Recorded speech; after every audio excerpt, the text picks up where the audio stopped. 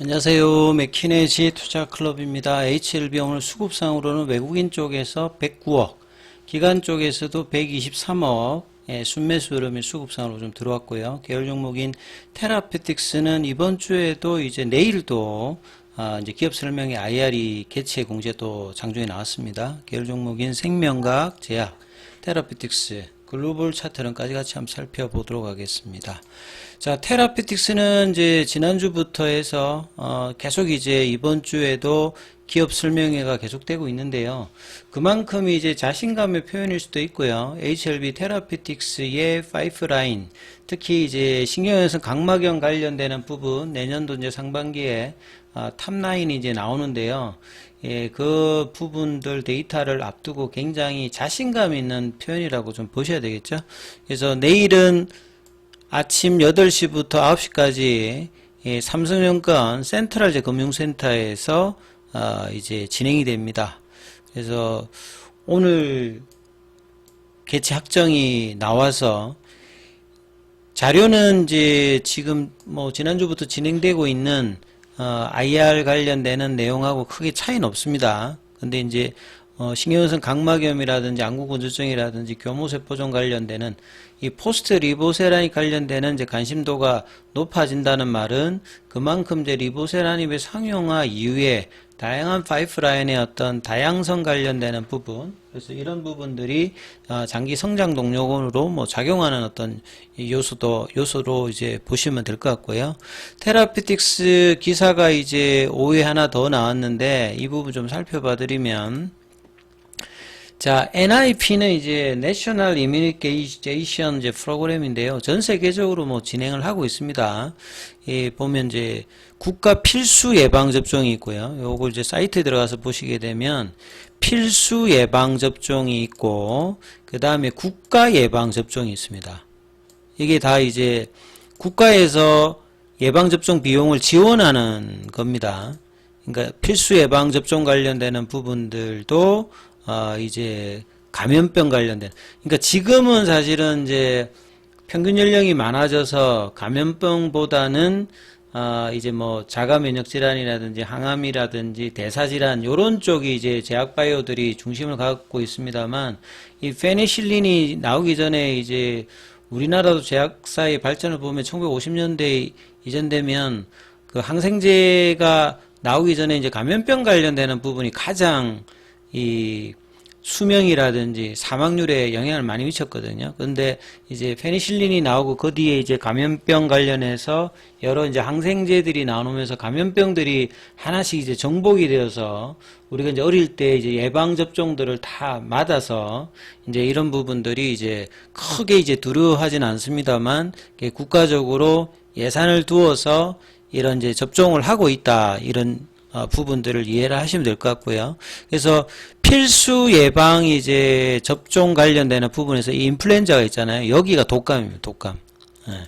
이 부분에 대해서, 그러니까 이제 이거는 이제 법으로 해서 이제 강행되는 어떤 부분들이기 때문에 여기에 이제 그 사업을 하기 위해서 지원을 해서 이제 그 부분을 수주를 해야 되는 어떤 부분이죠. 그래서 국가 필수 예방 접종 관련해서 독감 백신 관련되는 여러 질환이 있잖아요. 여러 이제 질환이 있는데 이 중에서 인플루엔자 관련되는 부분에서 이 유통을 60%면 보통 이제 수주를 받을 때 경쟁사들이 있었습니다만 이제 코로나 이후에 이제 기존에 그 수주에 들어왔던 부분들이 이제 이 수익성의 어떤 부분으로 좀 포기를 하면서 이 테라피틱스의 이제 백신 유통 콜드체인이 이 부분들에 대해서 가점을 하고 있는 어떤 상황이다, 이렇게 봐야 되겠죠.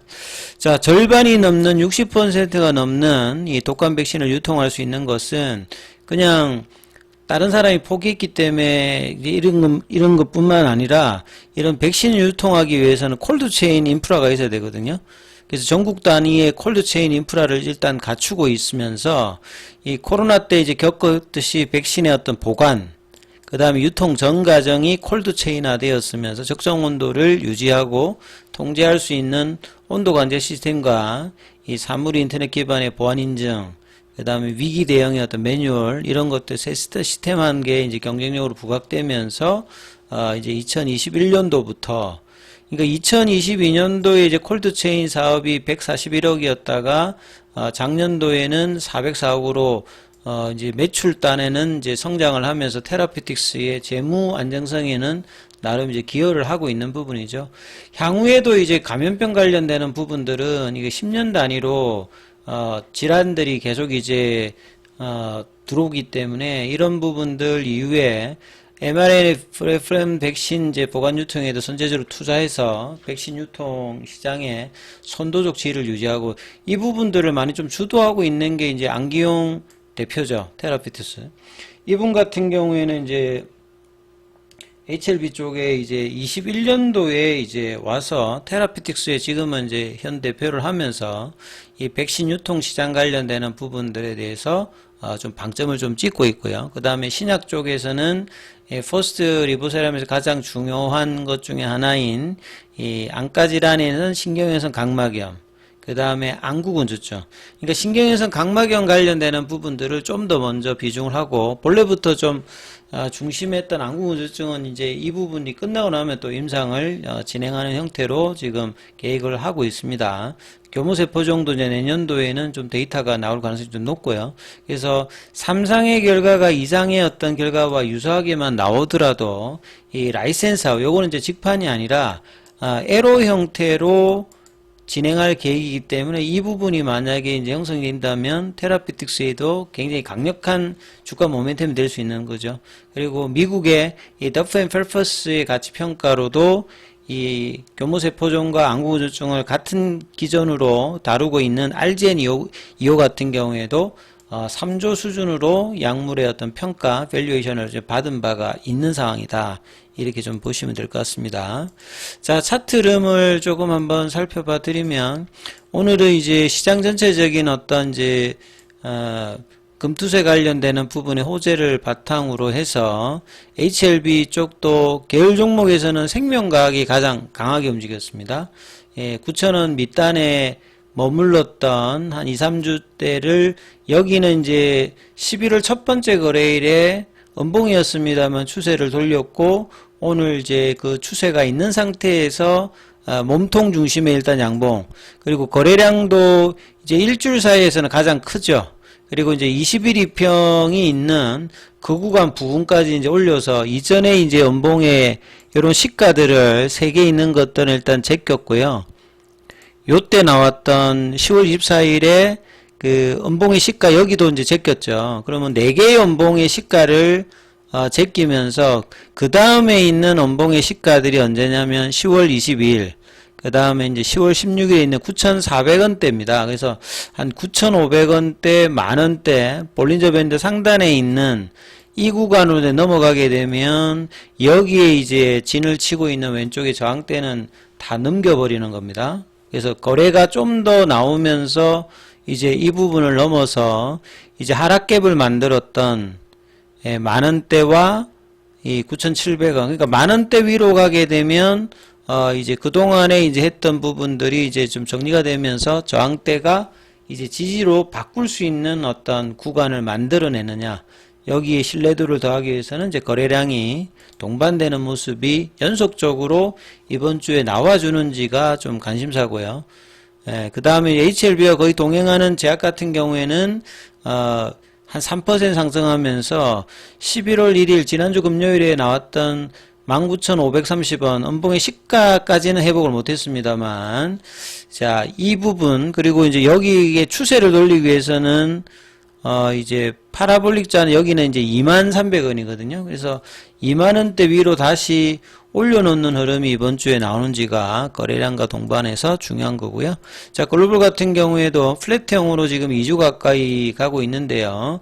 그래서 4,000원대는 다시 일단 회복을 했고, 이제 여기도 추세를 돌리기 위해서는 한 4,500원대까지 가기 위해서 지금 21 이평선과 파라볼릭의 이제 저항대에 있는 4,200원대 이 구간을 좀 넘어서는 이제 거래량, 글로벌 같은 경우는 이제 거래가 많이 줄어 있는 상태입니다. 뭐 지금 한 7만 주, 10만 주 이런 거래가 계속되고 있는데 7월 달에 여기도 거래가 나왔을 때는 뭐 100만 주가 아니라 뭐 뭐 몇백만 주씩 나오면서 올라갔거든요. 그래서 글로벌 같은 경우에도 이제 거래가 좀 나오는 어떤 이제 기준봉이 나오는 게 좀 중요하다 이렇게 좀 봐야 되겠죠.